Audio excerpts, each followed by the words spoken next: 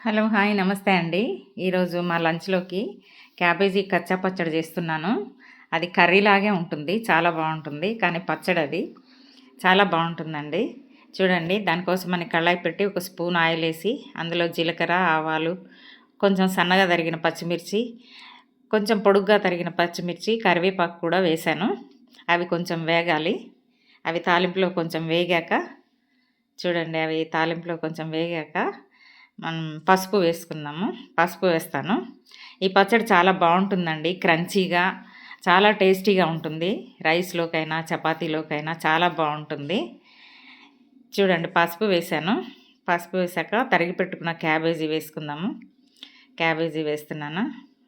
ఆ క్యాబేజీ చక్కగా పోపులో కలిసిపోయేటట్టు చక్కగా కలిపేసేయాలండి. చక్కగా కలిపేసేసి దానికి సరిపడా ఉప్పు, పచ్చిమిరపకాయలు వేసాం కాబట్టి కొంచెం లైట్‌గా కారం వేస్తున్నాను. ఒక పావు స్పూన్ కారం వేసుకోవాలి. పచ్చిమిర్చి ఎక్కువ వేసాం కాబట్టి కొంచెమే వేస్తున్నాను కారము. అదిగోండి, దానికి సరిపడా ఉప్పు, కొంచెం కారప్పొడి వేసి చక్కగా కలిపేసేయాలి. ఈ పచ్చడి రైస్‌లోకి, చపాతీలోకి చాలా బావుంటుందండి. చాలా టేస్టీగా ఉంటుంది. మీరు కూడా ఒకసారి ట్రై చేసి చూడండి. చూడండి, కారం, ఉప్పు, కొత్తిమీర కూడా వేశాను. వేసి అట్లా ఉడకనివ్వొద్దండి. అట్లా 1 మినిట్ సాట్ చేయాలంతే. అది పచ్చిగానే ఉండాలి. చాలా బావుంటది.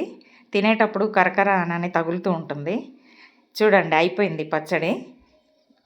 ఈ వీడియో మీకు నచ్చితే లైక్ చేయండి, సబ్స్క్రైబ్ చేసుకోండి.